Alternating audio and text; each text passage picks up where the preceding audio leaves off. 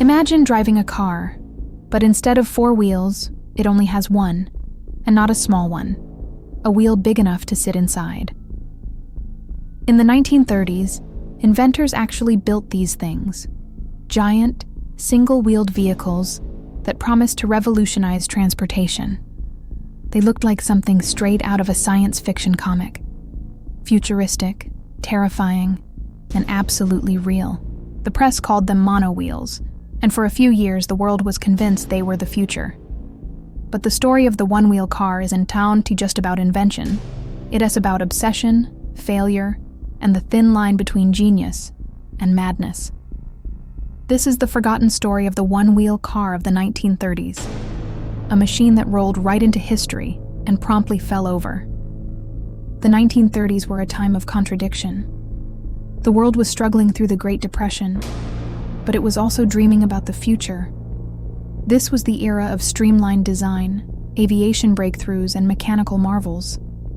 Inventors everywhere were asking the same question: what comes after the car? They imagined flying cars, rocket-powered bikes, and yes, vehicles balanced on a single wheel. To them, it wasn't crazy, it was efficient. Why use 4 wheels when one could do the job with less friction and more speed? And so, the race to build a working monowheel began. So, how do you drive a one-wheel car without falling over? The secret was simple, at least in theory. A monowheel works like a giant gyroscope.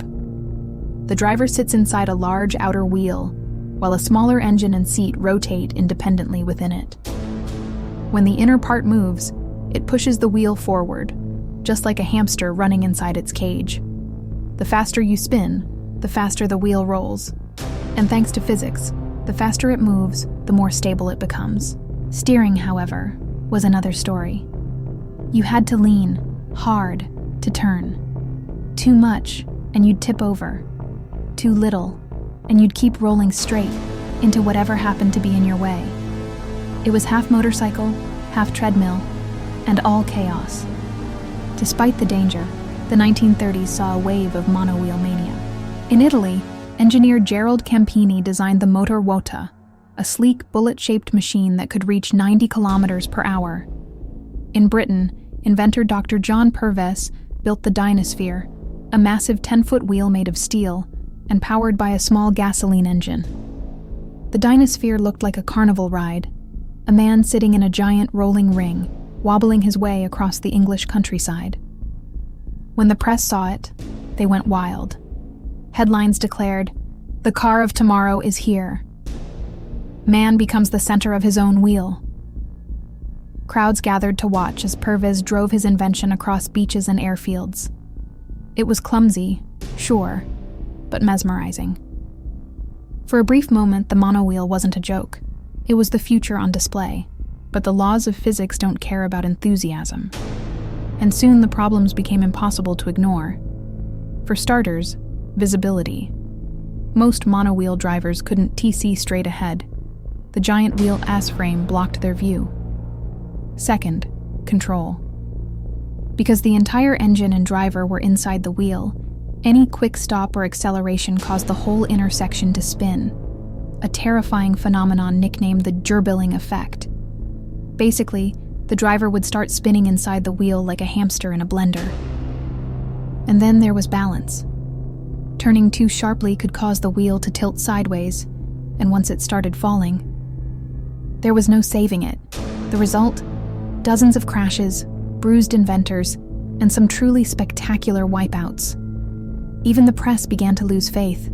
What once looked futuristic now looked ridiculous. By the late 1930s, the monowheel dream was running out of steam and patience. Governments and car companies were shifting focus to safer, more practical designs. The Second World War redirected engineering toward airplanes and tanks. Dr. Purves' Dynasphere made a few final appearances at fairs and exhibitions, before quietly disappearing into storage. Other inventors tried their luck after the war, building electric versions or military gyro cars. But none ever solved the same 3 problems: visibility, balance, and safety.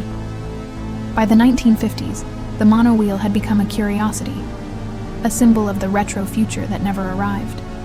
Even though the one-wheel car never caught on, its spirit never really died. Today, enthusiasts still build homemade monowheels for fun, competing in races, setting speed records, and sometimes falling spectacularly. In 2016, engineer Kevin Scott set a world record by reaching over 60 mph on a motorized monowheel, and modern companies are reviving the concept. In electric unicycles and self-balancing scooters that use gyroscopic sensors to solve the stability problem their 1930s ancestors couldn't on a... So, was the one-wheel car a failure? Maybe. But it was also a vision, a glimpse of a future that was too bold, too wild, and too dangerous to survive. The monowheel was never about practicality.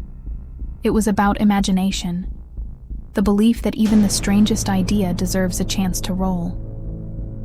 Sometimes history's most brilliant ideas fail not because they don't work, but because they arrive before their time. The one-wheel car might have looked ridiculous, but it carried something powerful, the courage to question the obvious.